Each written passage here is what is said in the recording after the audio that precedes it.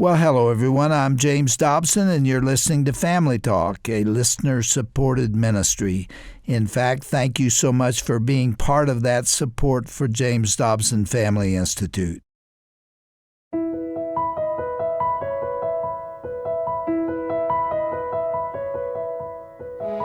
Well, hello, everyone, and welcome to Family Talk. I'm James Dobson, and I'm so glad that you've joined us for our broadcast today. I have with me in the studio today a man who has dedicated his entire professional life, or at least this section of it, to caring for and protecting mothers and babies. I'm referring to Dr. William Lile, and he's been our guest before. Maybe the listener has been tuned in for those conversations. And I will continue to do it because I respect this man highly. He's married to Lesley, and they have 2 children. Dr. Lile, welcome back to Family Talk, and thank you so much for flying the long distance from sunny Florida to be with us today. Well, it's an honor to be here, to be in your presence, and to see your beautiful mountain scenery out of my hotel room this morning. You know, we were riding in the car together a while back, and you told me a story that relates to the last time you were here. And I think we want to start by you telling that story about apples. Do you remember? I love to. The reach of radio and your ministry is just so amazing. It's so important that not only you hear the stories, but other people hear the stories. I was actually in Washington State, and I was going to be speaking at a pregnancy center, and I was traveling from the airport about 2 hours to where I'd be speaking. And I love Honeycrisp apples. And I wanted to get some Honeycrisp apples to take home with me. It was the fall, it was harvest season. So I Googled apple farm. And it took me to a small farm, and I just wanted to get a bag of apples. And I went up to the farmer and ordered some apples, and he looked at me and he said, "Why are you in a suit out here in apple country?" I said, "Well, I'm actually here in town because I'm speaking tonight across the valley at a pregnancy resource center this evening." He goes, "Oh my goodness." He says, "My wife and I both support that pregnancy center, and we have for almost the past 2 years." I said, "Well, that's great." He says, "We'd be there tonight, but we are in harvest season and we just can't take the time off, but we fervently love supporting them." I said, "Well, thank you very much." He said, and it was actually, it was just a couple years ago that we were listening to the radio out in the barn, and we were listening to Dr. Dobson with Family Talk, and he had this guy on board who was being interviewed, who was a doctor, and he was talking about how they treated the preborn as patients, how we're created in the image of God, and just the amazing ways that we can treat the preborn. My wife and I, he said, had always said, well, abortion is not for us, but we're not going to get involved and tell somebody else what to do. But it really changed our mind after we listened to this doctor describe how they're doing heart surgery and back surgery and spine surgery for the babies in the womb. And so we changed our mind. We started to support the pregnancy center across the valley. I said, "Well, that's great." I said, "Do you remember the name of that doctor that was on with him?" And he says, "No." I said, "But I would remember his name if you could tell me it." I said, "Well, was it by any chance Dr. Bill Lile?" He goes, "That's the guy's name." And I said, "Well, that's me too." And he says, "You're kidding me." So before I left, he had loaded my car up with 40 pounds of Honeycrisp apples, and we're going to be speaking back there in the fall, and we've already made arrangements to spend time with this farmer who changed his mind on the preborn and abortion just because of your ministry and the reach that radio has. It was not a coincidence that you found that man out in nowhere. God put us together just like two pieces in a puzzle. You know, we hear that kind of thing often, and it just, you mentioned it, it's really the reach of Christian radio. I'm grateful for it because there are a lot of people out there that I will never meet, but I have a chance to talk directly to them, and today is one of those days. Absolutely. So that's exciting to me. If you don't mind, I want to take a minute to tell our listeners a little more about you personally. In 1999, Dr. Lile purchased the largest abortion practice in the Florida Panhandle and immediately stopped all abortions and abortion referrals. And then he found, that was 23 years ago, and then he founded something called Pro-Life Doc, which is a digital outreach. and he's known now as the pro-life doc. And he began then, I guess, spreading the truth about the sanctity of life and the medical perspectives. It's a mission for him now, and he does this every year. He travels all around the United States, sharing this message and touching the hearts and minds of the people with information that they may not otherwise hear. This is not only your profession, it is a divine calling, isn't it? Oh, there is no doubt. I mean, I was blessed to be able to have a great education, go to a wonderful medical school, and do my residency at the University of Florida. And I was always interested in medicine, but it was obstetrics and gynecology. It really got my attention. And in 1999, after I finished my residency, the practice that we took over at that time was the largest provider of abortions. So when we were looking at options on where to practice, we actually took over this practice. And we had the physician sign a restrictive covenant where he couldn't practice any medicine for 2 years after that. Pushed him into retirement. And he actually, in that area. Correct, for our 3-county area. Yeah. And it pushed him into retirement, and he moved back to Sweden, and he left the United States. And we thought that was really the end of the story, that we had taken over the practice. And on day one, we stopped all abortions and abortions referrals. We kept the staff, but we also told them that if they referred a patient to another facility out of the area, they would be terminated that day. And it wasn't until a Sunday afternoon after church when I had a key to the office. And I actually went over to the office, and I had seen the first floor, the exam rooms, the ultrasound rooms, the waiting room, but I'd never been upstairs. And it was upstairs where the abortion facility was. And I walked up a set of gray carpeted stairs that thousands of women with babies in their womb had walked up as well. I walked up to the top stair, made a left, and now I was facing the surgical suite. And there was the abortion machine, the exam table, and all the instruments for the next day's abortion laid out. And I just felt this Which chill. was not operational at that point. Had not been since we took over the practice, and we weren't starting until that Monday. And I looked at those instruments, and I thought, how can the people of Pensacola not know that thousands of lives of God's preborn have been lost just here in this room? The practice is on the same street as Pensacola Christian College. We have small churches, big mega churches in Pensacola. So that was where I really felt that there was a coldness that was there in that building.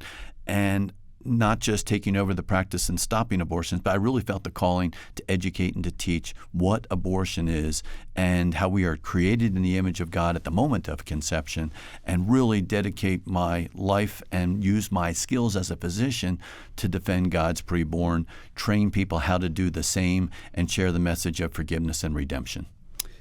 Was that what you would call an epiphany for you? Oh, there was no doubt. That wasn't part of my plan. My plan was just to take over the practice and that would shut down that aspect of abortion. But I never had the thought that we were going to expand it into a ministry.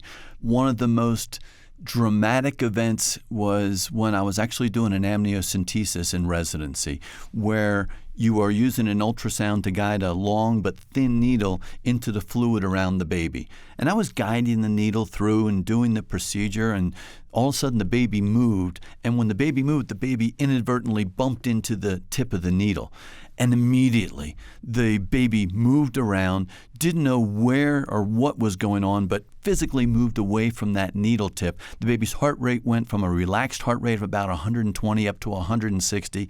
The baby not only felt pain, but he knew there was something that was obnoxious and painful over on one side and moved away. There was a live, thinking being. There was a reaction. That was in that womb. The baby felt pain, and the baby took steps to move away from that source of the pain. And that's when I realized that there is just so much to life. And if the baby can feel that kind of pain and respond to just the tip of a needle, I couldn't imagine what it would be to be actually aborted at that similar gestational age, and just the violence that these babies created in God's image would go through. Let me tell you about my epiphany with regard to life. It came when I was in I think the next to the last year of graduate school. And the professors there were on the liberal side. It was USC.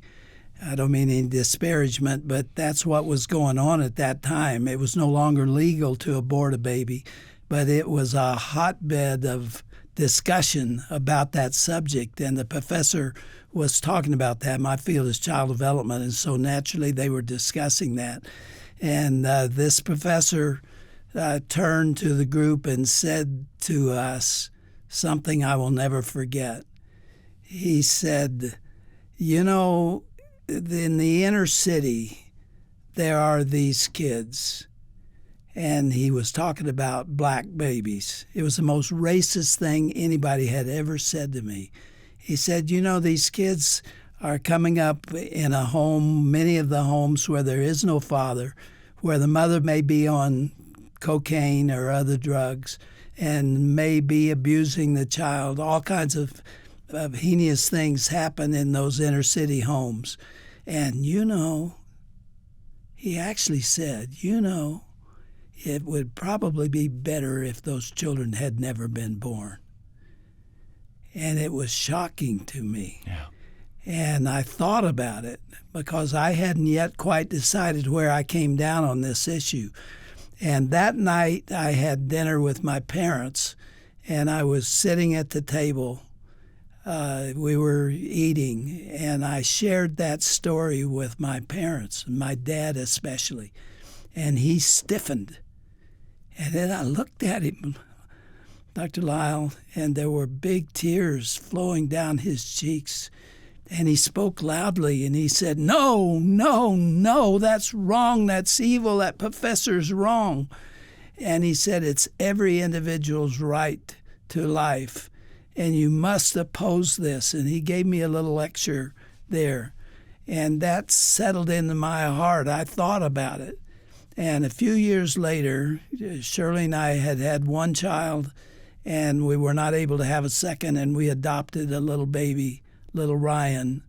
And a teenage mother had carried him to term and given him life. She could have found somebody to abort that baby, but she didn't do it, and she gave us the privilege of loving and caring for and owning that little child who grew up to be my only son. And that did it. From that point on, I was passionately pro-life, and I've been fighting for life ever since. So it was one of those, I call it epiphany, where God spoke through a circumstance. I hope there's somebody listening to us today will consider this program to be an epiphany, because it is God-breathed. I believe that. I've never said that before in a radio studio at all, because we're flawed individuals. But I know this message is from God, and He is using you dramatically. Well, thank you very much. It's an honor to do kingdom service and defend His preborn.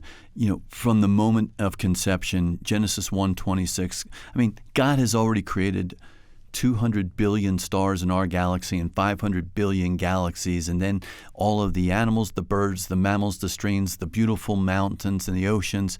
And then God said, "Let us make man in our image."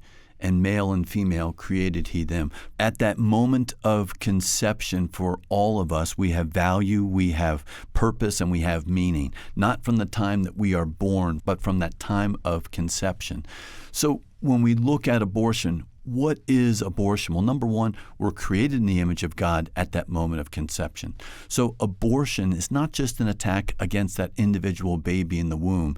It is really an attack against that image of God. If you can't destroy God, you'll attack and destroy that image of God. That's why this is such a spiritual battle. There are forces that hate God and will attack the image of God, and that is why we are standing up for God's preborn.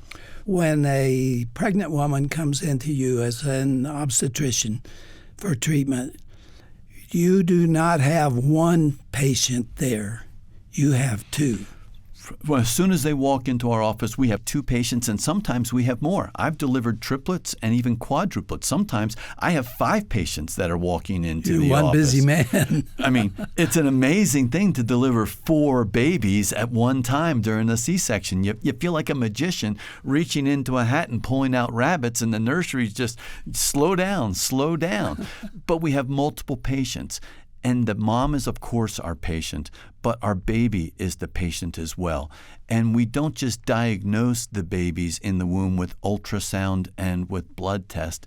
We can actually treat and correct and save lives of the babies in the womb as well. At our hospital, we've actually done blood transfusions directly to babies as early as 18 weeks gestation. Well, why would you need to give a baby a blood transfusion?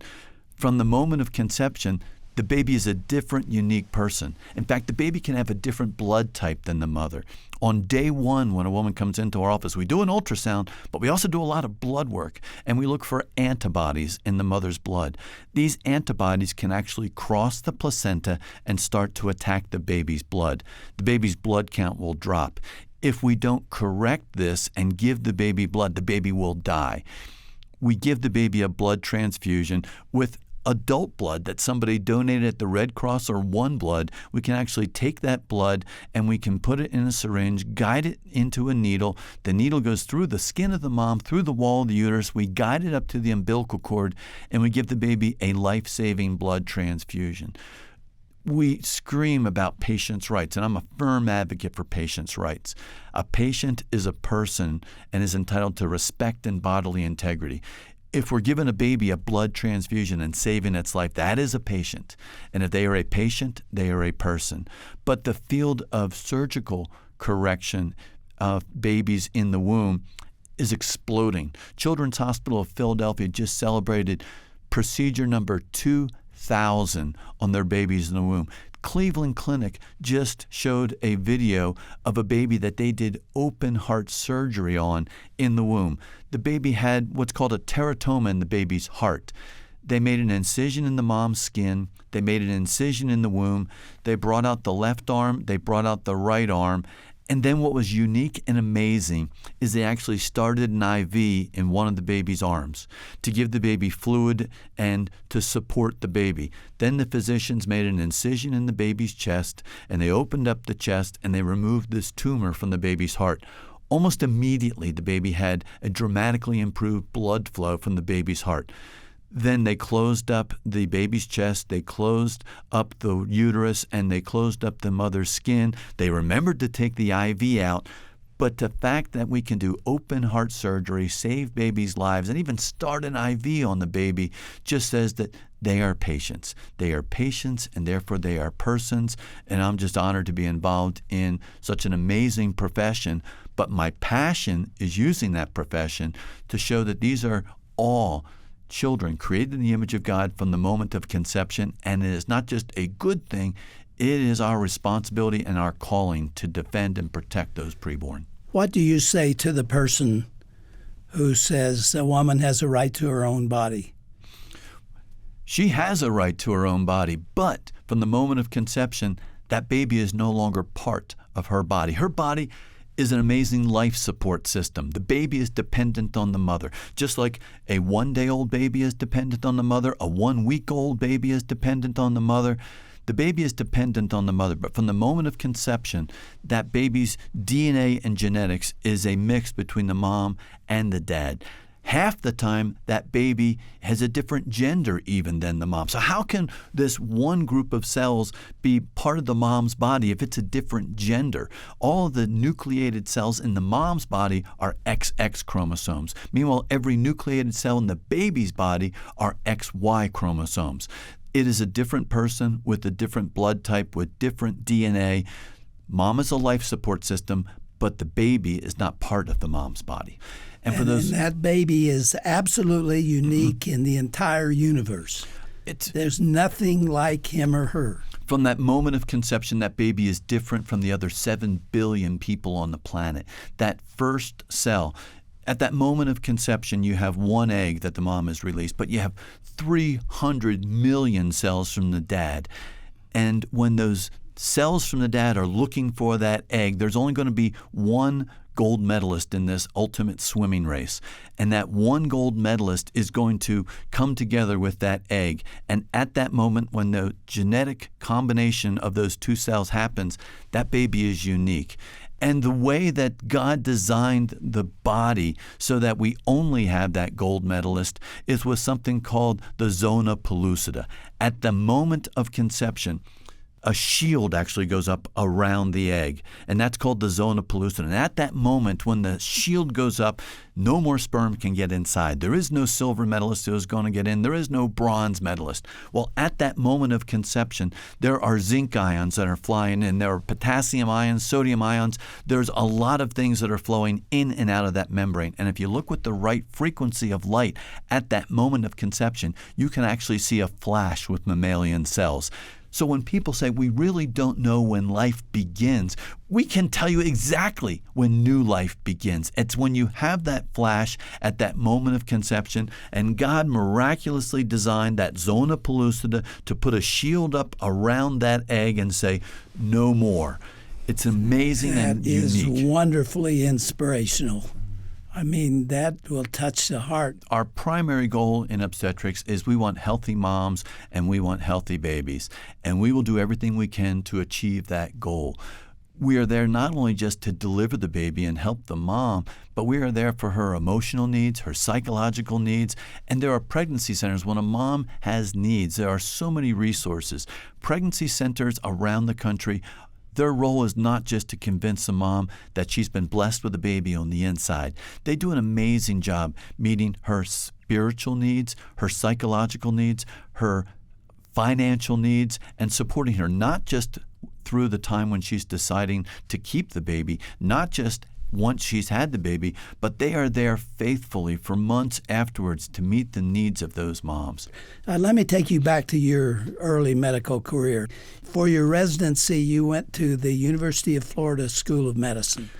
Were you pro-life at that time? Oh, my goodness, yes. My parents were pro-life, and I'll tell you what made my parents pro-life. My mom, with her first pregnancy, she had a miscarriage and lost that baby. The second pregnancy was me. And my mom got really sick during that pregnancy. She had hyperemesis, a condition where she was continuously vomiting. She was losing weight, and she was hospitalized. Her electrolytes were all out of balance. And even though that was 1965, the physician said, your life is being threatened. We need to perform an abortion in order to save your life and make you healthy again. And my mom said no. And so she continued with the pregnancy, and then I was born. And since I was in my mother's womb, I was almost aborted by the advice of a physician. Were you under any pressure to do abortions in your residency program? Our residency program was actually located in a Catholic hospital, so we did not permit abortions in our hospital, but we had a lot of physicians who would, of course, refer people in our community to get an abortion. The residents that are going through training now are facing extreme prejudice and pressure to participate in abortions.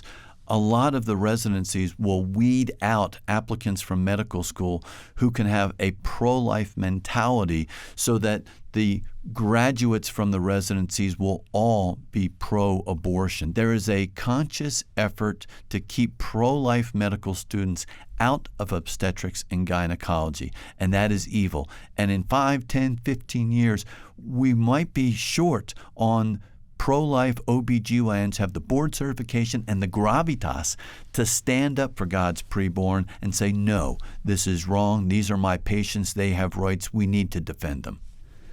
Dr. Lile, this 30 minutes went by faster than any program I remember in a long time because you've got so much to say and there's so much people want to hear from you. And we've run right up to the end. I hardly have time to say goodbye except to say we must continue tomorrow. Will you stay with us? I'll be back. And I want to go to the point that you just made as a place to begin. Thank you for being with us. Thank you for your heart for God's children. thank you for traveling across this country and literally around the world. You have been invited to speak in places all through Europe and everything else. God has His hands on you, my brother, and I appreciate you and love you for it. And we are brothers in Christ. Amen, my brother. Thank you very much.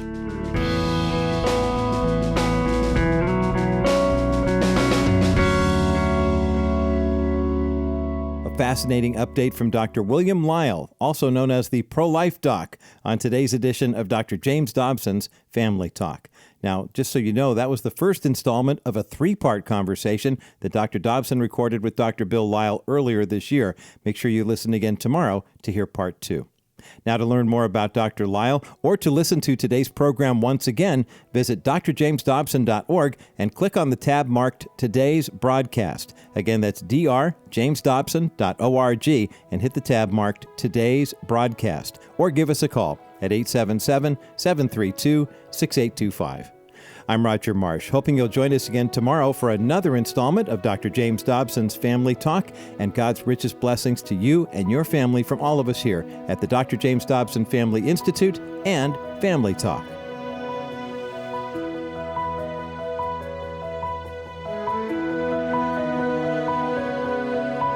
This has been a presentation of the Dr. James Dobson Family Institute.